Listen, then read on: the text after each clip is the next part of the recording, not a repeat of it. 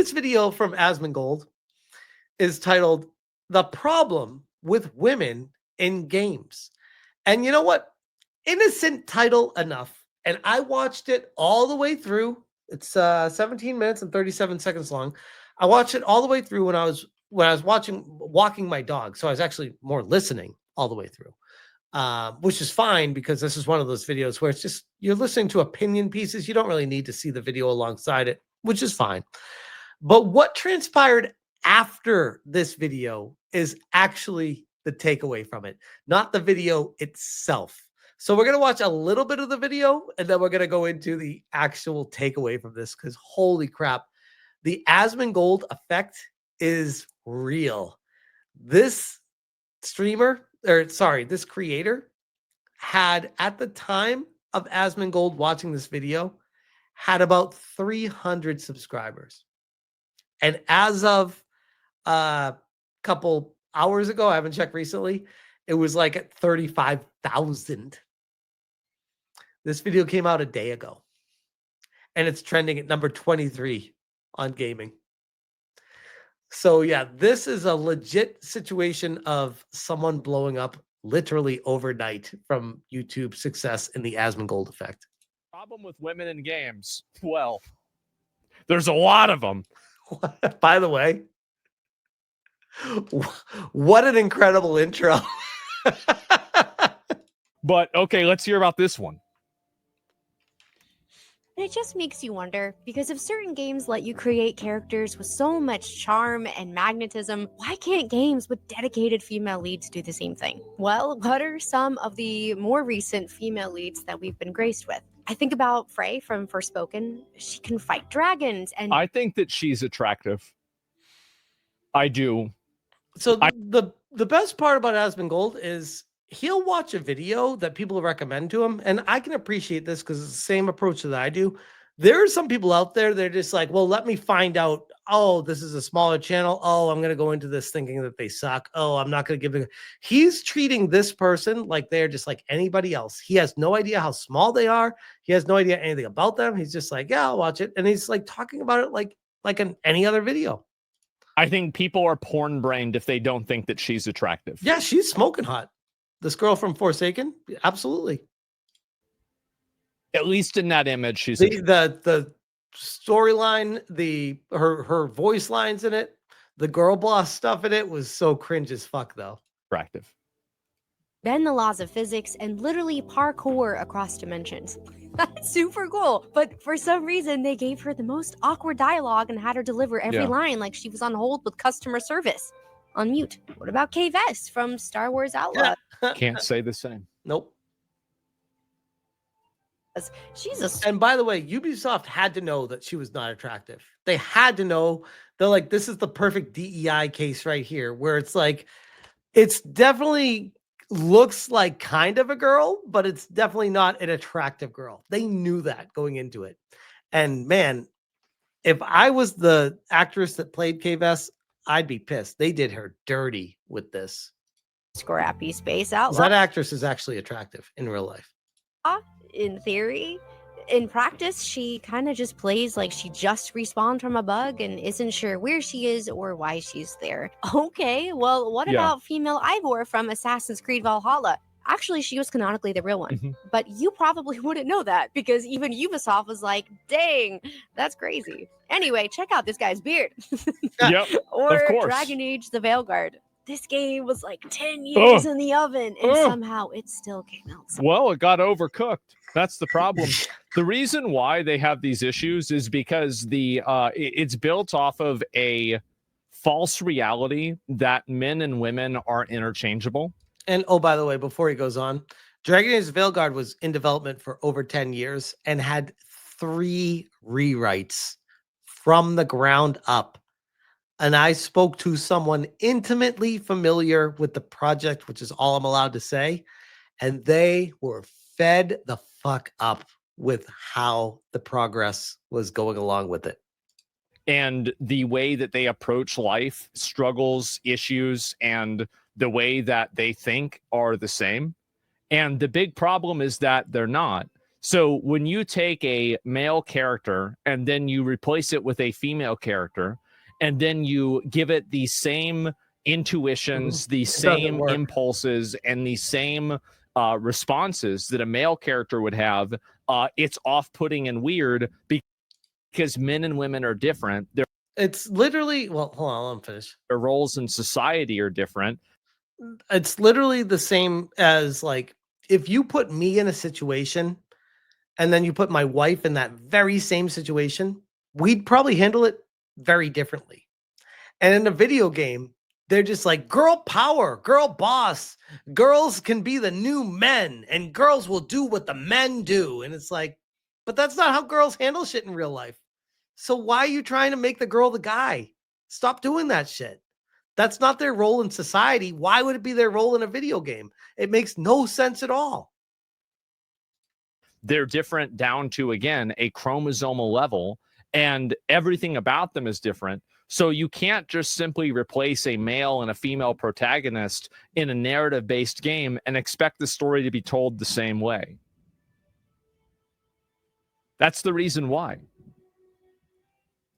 Doggy. It often felt cringy instead of charming, and there really wasn't much mystery, but there was a lot of lecturing. And instead of emotionally rich companions, we kind of just got chronically online Twitter bios and fantasy outfits. I think you get the point, but I'm gonna say it anyway. We need female characters with range, with presence, with a little drama, if you will. The girls who made you feel something were not perfect. They were messy. Like, oh, I don't know. Expedition 33 is probably a prime example for what people have been screaming for years now. And this is, by the way, this girl, like I said, she had, like, at the time, like 300 subscribers. Her edits are on point. Her talking points are interesting, entertaining. It invokes curiosity of what she's going to say next. All this sorts of stuff. And Asmongold does the whole reaction to this, which I'll share this if you guys want it. I'll put it in the chat right now. We can watch the whole thing if you want on your own time. But I just wanted to establish the baseline for the real story here, because there's a follow-up to this video, which is holy shnikes. Last I checked, she had 34,000 subscribers. She started at 300 yesterday. Guys, she is now at 55,000 subscribers in one day. 55,200. So basically, she's gone up 55,000 subscribers in one day from zero. That is nuts. And oh, by the way, I subscribed to her because I was like, she was good. She was really good. I was like, yeah, I'll subscribe to her. But I found out about her from Asmongold, which, once again, the Asmongold Effect. I would not have heard about her without him covering this. So this video she put out 10 hours ago. It already has almost 200,000 views. I have not seen it yet. She says, Asmongold reacted to my video, ... So let's find out about this Asmongold Effect here. Real, she cooked. Like, I've never heard this girl talk before or say anything. I completely agree with everything that she said. Oh, wow, look at this. She only has 300 subscribers. Holy shit. Here, let me link you guys your video. All right, so I was not expecting that. First of all, a huge thanks to Asmongold for somehow finding my video and then reacting to it, and to everyone who's here now because of that. I kind of want to reach out and see if we can get her on either a Smashcast or SNH, because I feel like she's chill as fuck, she's based, and she understands gaming and what people want out of gaming. And I legit know nothing about her beyond just watching one video from Asmongold reacting to her. And you could tell all that from one video. I'm legitimately, like, brand new to YouTube, and I genuinely did not expect this video to get really any attention, much less blow up now the way that it has, but here we are. So Before all this, it really was just me and my 300 Spartans holding the line in the comments section, and now it appears we've been overrun by roaches, which, by the way, you guys, some of the nicest roaches that I've ever met. Seriously, thank you so much for all of the... Oh, sorry. Wait a second. The media always tells us that gamers are bigots and losers and assholes, but and misogynistic and all these awful things. Weird how Asmongold watches the video. Everyone's like, yeah, she's cool as fuck, and they want to subscribe and be nice to her. Wow. What a wild concept. A cool person that people want to be cool with. Who'd have thought? Encouragement and support. If you're not one... Oh, yeah. Let me share this, by the way. This is her channel. One of the original 300, that means that you're new here. So, hi, I'm very glad you're here. I'm just somebody who grew up loving games and who's been watching the industry slowly start to feel very hollow. And the spark that I fell in love with that made these characters unforgettable or stories emotionally rich, it's missing in a lot of what we're getting now. And it doesn't have to be that way. I really just made this channel to have a place where I unpack that and I talk about games and storytelling and character writing, anime soon, and overall fantasy, just all through the lens of someone who deeply cares about how these worlds are built and how their stories are told. So let's talk about Asmon's reaction. Honestly, it's kind of crazy that I'm even saying that. I discovered his channel at the end of last year, and the fact that he actually somehow saw the first video I've ever made is something that's truly blowing my mind. But yeah, he had a lot of really great things to say, and there were a few things especially that he brought up. But they'll say too, like when Asmon reacted to my videos, it did give me a boost. It definitely brought in, I would say, probably thousands of subscribers over the course of weeks, just from the additional runoff from it, which is great. But my channel was already kind of bigger. And it was not like an immediate impact, but it was definitely like I got comments from people like, oh, hey, I saw Asmon react to your video. I wanted to come give you a sub and say what's up. And I love your stuff. I was like, oh, that's so cool. It's really cool to have that feeling. She went from like 300 people to almost 60,000 people in less than 24 hours. That is insanity in all the best ways, by the way. I think that there are people that have been on YouTube for a very long time that might hear this situation and their first thought will be jealousy and be like, why isn't that me? That should be me. I'm better than her, this, that, the other thing, because that always seeps into people's minds. But in reality, I think this is just a clear-cut case of a diamond in the rough that got discovered by a mega massive channel, and everyone could see it for what it was. People aren't idiots as much as the media tries to portray people as. And people are like, yeah, she's base as fuck. I'll go subscribe. And everyone felt the same way. And she blew up legit overnight. Pay It Forward says she's cute too. She is very cute, wholesome, like she has that like girl next door vibe with her. So yeah, that goes a long way too. That goes a long way. That I really appreciated. I think the problem is that I think this is my opinion, is that I think a lot of female writers try. By the way, good point, Anon. Bet she doesn't get any threats, Alyssa. Weird how if you play in the sandbox with everyone very nicely, that you don't get threats and attacks. Weird how that works. If you don't proactively dox, throw lawsuits, and attack others all day, that people don't do that back to you. Weird. To write female characters in opposition to what a female character has traditionally been. What ends up happening is that you're not creating it's like kind of like a card, right? And so like a card like can't stand up by itself. It has to be leaning against another card. So they write this personality to lean up against the old personality of one-dimensional boob characters, and that's it. And so if you take one of these away, they both fall apart. Essentially here, it seems like he's saying the industry overcorrected, and I thought that was spot on. Because really, overall, the point that I was trying to make with this video is that gamers do not hate female characters. Actually, gamers really love female characters. We just want good ones. And the issue here is how the AAA industry has tried to somehow Disgusting. I know you're kind of tongue in cheek with that, but I wouldn't doubt if that was a move by the journalist to try to wrangle and lasso this one in and be like, oh, let's bring you into our group. Let's get you away from those people. fix the old, just overly sexualized or empty female leads we used to get by swinging the pendulum so far in the other direction. And now we're just getting female leads that are very flattened and defeminized. And honestly, it seems like the message they're trying to send is that somehow it's inherently shameful or bad if you are just a feminine woman. And they've really just stripped these characters of everything that once made. Not only is this girl going to go far with YouTube, but I think an indie developer, not even joking right now, should offer her to hire her on to be a consultant for femininity on developing a female character in their game and let people know that she was one of the consultants for it.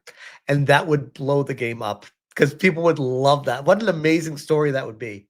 So made them so iconic. And I don't think this part was in the reaction video, but like I said in my original video, anytime I get the opportunity to play a game that has a character creator, I make my female character like as ethereal as possible. She's glowing and unattainably beautiful because my goal is really to aspire to the character that I'm playing.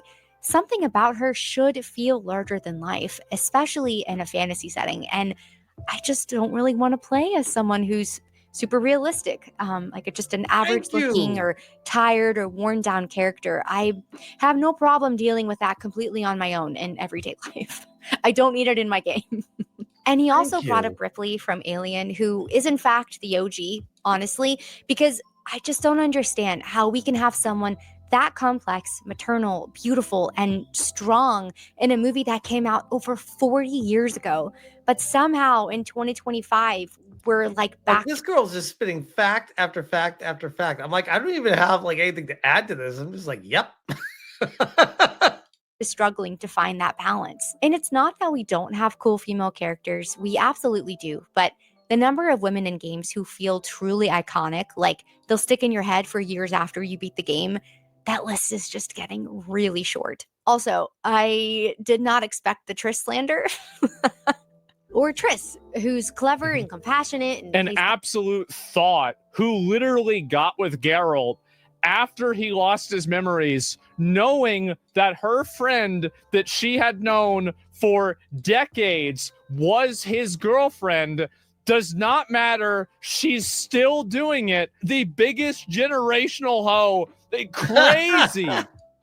Like, I didn't even play the game and I learned about this. That's hot take, I guess. I actually really like the Triss romance, so I don't know what that says about me, but I'm standing by it. I love that she's challenging Asmongold too. That's amazing. Like, she's not just agreeing with everything. She's like, well, I disagree. This is something that I liked about it. Like, that's awesome. That's awesome. Clear, there are Cajal Vampirito says, wait for what she says. What'd she say? Some really amazing female characters out there right now. And I didn't even get to touch on the women in Baldur's Gate 3, like Shadowheart or Bazel, just very intense, emotional, strong, and just really beautiful, realistic women. And I'm still playing through Clair Obscur, but so far, I am just loving the story and the characters. And even though it seems like we have a majority female cast in that game, what I love most is that none of them feel one-dimensional. They're allowed to be feminine, beautiful, and the women in Clair Obscur Expedition 33 are like, this is proof of what people have been asking for can exist. Like, it felt like it's been so long that it was almost like, oh, people are asking for impossible things in games. It's like, no, we're not. And now we can point to something and be like, that game right there, just do that. Just do that. Powerful all at the same time, and they're written with complexity, but They're not being defanged to feel safe. They're emotionally rich and visually just very attractive and magnetic. And it proves that it can be done. And it can be wildly successful. We just need more of it. This video wasn't meant to list every single exception that we have. It's more to just highlight the bigger pattern and the way that so many AAA games have lost the confidence to write women with texture and flair and just overall presence. Well, it's because the characters are attractive too. That's another really big important thing that a lot of characters, a lot of people don't understand. Western developers, especially American developers, nobody wants to cosplay an ugly. So yeah, thank you so much, Asmon. Thank you for like think about that. I've gone to, well, actually no, I've only gone to one game convention since Star Wars Outlaws launched.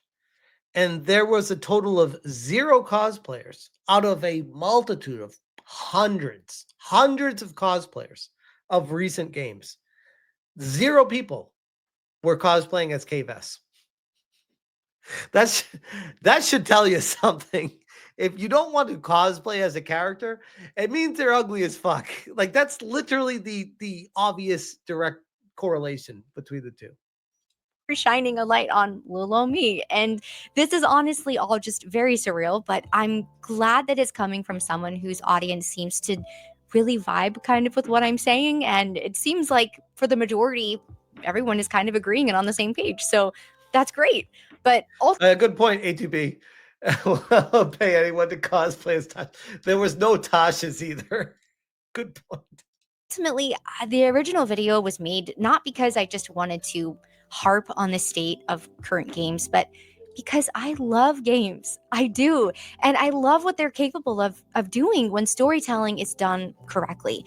And when a female character gets the opportunity to be all of the things, bold, weird, funny, beautiful, complicated, and still feel like a genuine and real human being, I just want more of that. Because at the end of the day, I'm just a lifelong fan who wants to feel something again when I pick up my controller. She is like oozing positivity and happiness, but it's genuine. It's not that like fake toxic positivity shit. I think that we all do. I think she just like came out of nowhere too. That she broke it down in a way that was really healthy and it was intelligent and it was accurate and fair and just really well done and respectful. Yeah, refreshing. Absolutely. And it's something that there's a lot of like men doing YouTube, and it comes across very differently when a woman echoes what the men are trying to say. It's like, yes, thank you, female person, for saying what a male is saying. Yes, that's thank you for not falling in line with what the industry tells you should say. There you go, guys. Give it a like, give her a sub. And yeah, let me see here.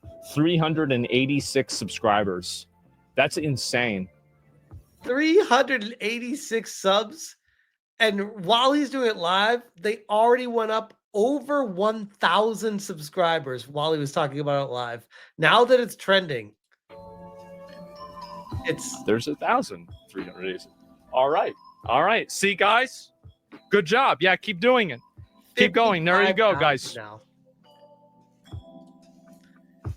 55,000 subscribers, 55,200 subscribers. Let me refresh. It's probably gonna say 300 now.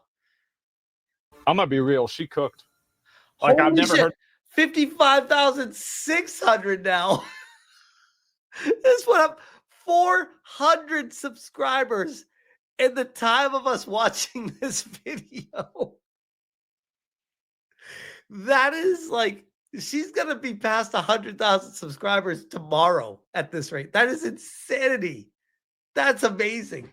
That's amazing. Yeah, I need to contact her before she gets too big and be like, oh, you know what? I'm too big for you. Although I'd imagine her DMs right now are probably blowing up. Everyone probably wants her on their show, wants to talk to her. You're like this, that, the other thing. Oh man. Yeah. she's definitely going places on this platform, and deservedly so. Deservedly so. That's why I wanted to highlight this, because I'm like, well, I don't have the Asmongold effect like he does, but I wanted to talk about how big of a deal it is when he highlights a smaller channel. Like, this is exhibit A that everyone will point to, just like Claire Obscure is exhibit A for how to do a girl character right. This is how to blow a channel up, is have Asmongold be like, hey, that's a good video. It's like, boom, 100,000 subscribers, placking back. There you go. All you had to do was have Asmongold talk about you. And well deserved. Well deserved. But I'll leave that one there.